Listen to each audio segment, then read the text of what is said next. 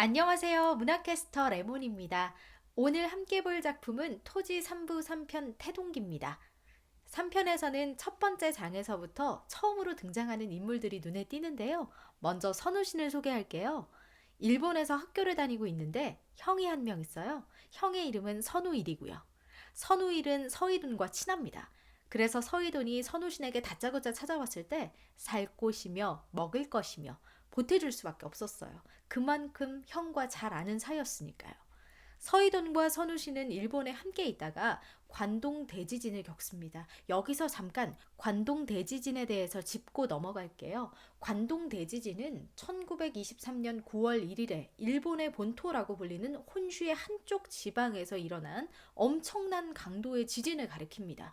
사망자와 행방불명자가 총 40만 명으로 추정될 정도로 큰 규모의 피해를 기록했지요.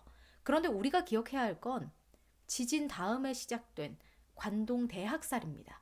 국민의 불안과 불만을 다른 곳으로 돌려야 했던 야마모토 내각은 계엄령을 선포하고 음모를 퍼뜨리죠. 조선인과 사회주의자들이 폭동을 일으키려 한다. 이런 소문을 조직적으로 전합니다. 말도 안 되는 음모는 조직적이라는 말 그대로 실현됩니다. 이들은 폭동이 일어났다는 내용을 전국의 지방 장관들에게 의도적으로 뿌리고요.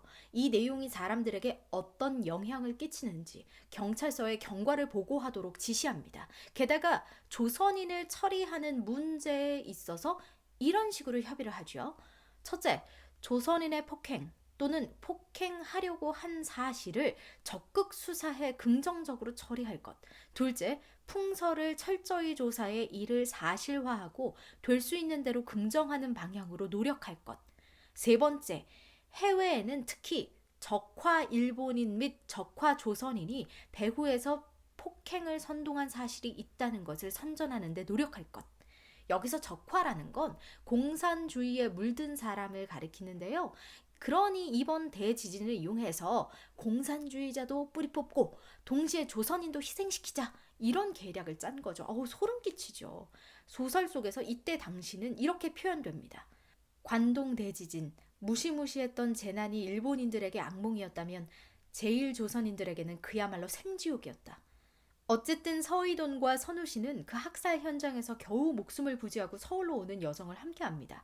여정을 함께하는 동안 두 사람은 통하는 듯 통하지 않는 모습을 보여주는데요. 이에 대한 선우신의 생각이 잘 나와 있어요. 소위 머릿속에 무언가 들었다라는 지식인들이 어떤 태도를 보여주고 있는가, 그리고 그것이 얼마나 역겨운가, 혐오스러운가, 그리고 나는 얼마나 혐오스럽게 이 삶을 살아가고 있는가 하는 것들이지요. 저는 토지의 인물들 하나하나가 다 소중해요. 이렇게 이때의 삶의 단면을 잘 보여주기 때문이지요. 선우신과 서희도는 여기서 일제강점기에 고뇌하는 지식인을 대변한다고 볼 수 있습니다. 두 사람은 서울역 광장에서 또 다른 새로운 인물 오가타 지로와 유인시를 만납니다. 오가타 지로? 일본 이름인데 맞아요. 일본 사람입니다. 일본에 있을 때 조선인들을 도운 사람이면서 유인실이 조선으로 돌아올 때 함께 배를 탄 사람입니다.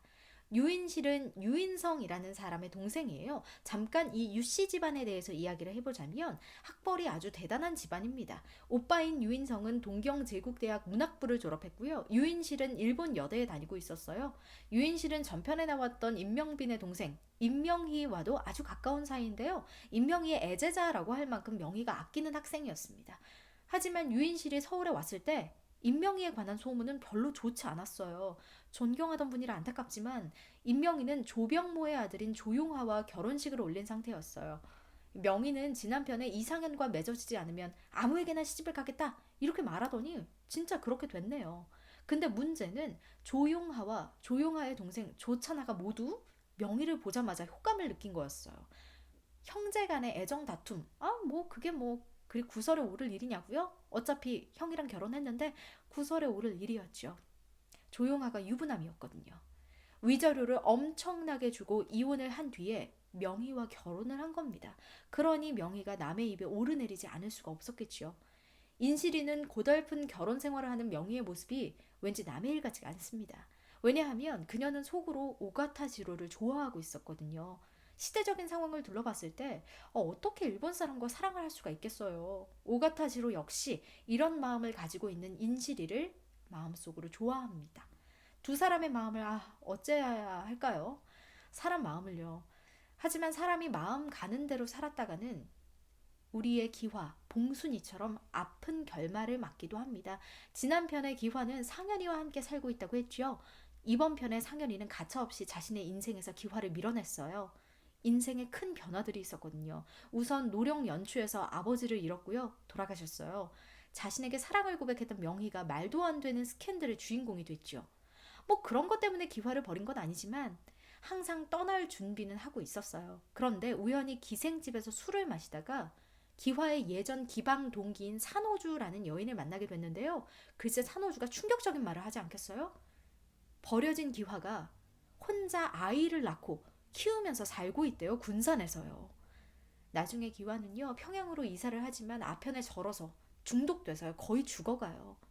이상해는 머리가 더욱 복잡해지죠. 그리고 서희돈과 함께 만주로 떠나야겠다. 뭐 거의 도망가는 거죠. 도망가야겠다라는 결심을 하고 서희를 떠올립니다. 서희. 서희가 주인공인 소설이라는 점이 무색하게 우리가 그동안 서희 이야기를 좀 안 했네요. 그렇죠? 잠깐 서희를 한번 들여다볼까요? 서희는 아들들을 키우면서 인양저냥 살고 있어요. 똑똑한 첫째 아들 환국이가 서울에 있는 K중학교에 합격했는데요. 아들을 맡길 집을 알아보다가 서울에 사는 임명빈의 집을 떠올립니다.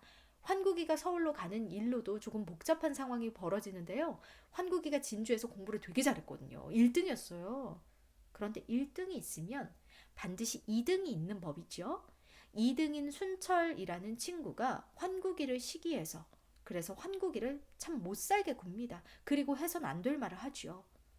그림 그리는 걸 좋아하고 사람을 미워하지 않는 환국이가 돌을 들어서 얼굴을 내리칠 정도로 나쁜 말을 합니다. 무슨 말을 했느냐? 나 다 들었어. 네 아버지 종이라며? 아직은 이렇게 신분의 차이가 가시지 않는 세상이에요. 이 당시에 백정이 맞아 죽기도 했었죠. 그 종이라는 한마디가 환국이 이성의 끈을 이렇게 탁 하고 끊게 만든 거예요. 서희는 이 내용을 듣고요. 공손하게 고개를 숙여서 순철의 어머니에게 사과합니다. 어떤 상황이든 폭력을 쓴 것, 다치게 한 건 잘못이니까요. 그리고 순철이에게 이렇게 이야기하죠. 미안하지만 환국이 잘못은 아니구나. 내 아들 잘못은 아니구나. 네 잘못이야. 왜냐하면 환국의 아버님은 종이 아니었거든. 그리고 나라를 위해 몸을 바친 분이었단다. 서희는 깨닫습니다. 왜 길상이가 자신과 함께 이곳에 오지 않고 만주에 남아있어야 했는지요. 이 부분 읽으면서 마음이 너무 아파서 정말 어쩔 줄을 모르겠더라고요. 자식이 생기면요. 신분 차이는 두 사람만의 문제가 아닌 거예요. 그 아래 세대들이 내 자식들이 짊어지고 가야 할 짐이라는 걸 길상이는 이미 알았던 거죠. 환국이가 K중학교에 입학하면서 입학식에 참석하기 위해서 서희가 서울에 와요. 그래서 임명빈의 집에 머물게 됩니다. 그곳에서 명빈의 동생 명희와 명희의 남편 조용하를 만나기도 해요. 더 좋은 곳에서 공부를 시키고자 하는 열망으로 곁에 있는 아들을 서울로 보내기로 결정한 서희가 있다면 체제를 바꾸기 위해서 들고 일어선 사람도 있습니다. 교육을 받기 위해서 그런 거예요. 바로 형평사 운동을 주도한 백정들인데요. 실제로 1923년 4월에 진주에서 백정의 신분으로 돈을 모은 이학찬이라는 자산가가 백정에 대한 교육 차별에 분개해서 화가 나서 형평사를 설립하고 투쟁을 시작했어요. 그러면서 형평사 운동은 전국으로 확산됐습니다. 형평사 운동은 자제에게 교육을 시키겠다는 치열한 열망을 가진 백정과 그리고 그것을 철저하게 거부하는 시민들 간의 싸움이었어요. 송관수가 백정의 사위였다고 했죠. 그러니 당연히 관수는 투쟁파였죠. 이를 반대한 시민 중에 한 명이 바로 두만이었습니다. 참 이상하죠. 두만이의 아버지는 종이었지만 이제는 면천도 했고 그리고 더 이상 천한 신분, 종이라는 것의 실체도 없는데 말이에요. 그렇게 어려운 상황에서 성공을 했으면 자신과 같은 출신을 더 도와야 하는데 아닌가 봐요. 인간이 그래요. 무언가를 벗어나면 그걸 떠올리는 건 다시 하고 싶지 않은가 봐요. 선을 긋고 싶은 거지요. 자, 이때 이 형평사 운동 이야기를 하면서 잠깐 윤도집 어른이 돌아가셨다라는 내용이 나와요. 그러면서 더 이상 동학에 기댈 수 없어 라는 내용이 나오는데요. 잠깐 소설 속의 동학의 움직임에 대해서 간략하게 소개를 해드릴게요. 동학단체는 시간이 지나면서 교주의 제자들, 즉 손병희와 이용구 등이 친일파로 변절하게 됐습니다. 그러니까 조직이 흩어지는 건 말할 것도 없고요. 김환이 이때 무엇을 생각했느냐? 자, 지리산을 숨은 동학 잔당들 그리고 자신을 도울 사람들을 모아야겠다라고 생각합니다. 그래서 모으죠.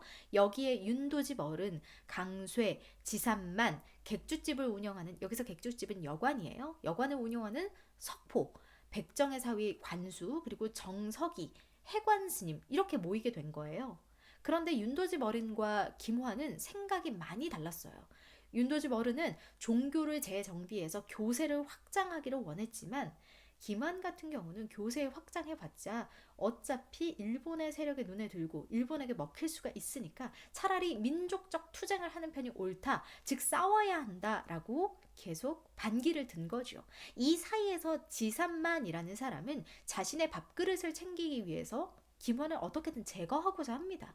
사실 제가 지난 편에 토지 3부 2편에서 말씀드리려고 했는데 동학과 관련된 내용이 조금씩 반복적으로 나와서 한꺼번에 소개해드려야지 하고 이야기해드리지 않았어요. 자, 지난 편에 평사리에서 오광대 놀이를 하는데 갑자기 외헌병들이 와서 사람들을 마구잡이로 잡아갔다고 했죠? 사실 그 사건은 지산만이 벌인 일입니다. 그동안 지산만은요, 조직에서 김환의 입김이 꽤 강한 거, 그 모습을 마음에 들어하지 않았거든요. 그래서 자신의 부하를 풀어서 외헌병에게 지리산에 의병이 나돈다 이런 소문을 푼 겁니다.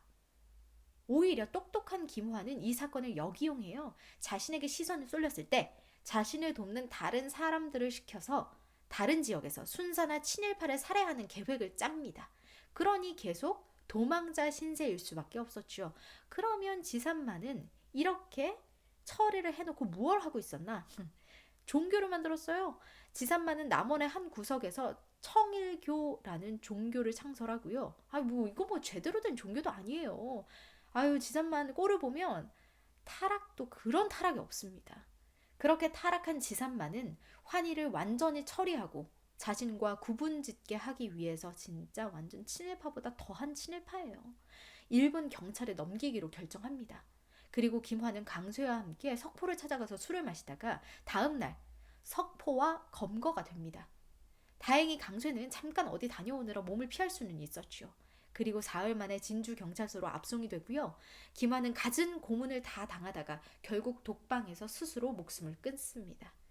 자, 토지 3부 3편 태동기의 이야기는 여기까지였어요. 아직 맺어지지 않은 문제들이 많은데요. 그 다음 편에서 계속 설명해 드릴게요. 지금까지 문화캐스터 레몬이었습니다.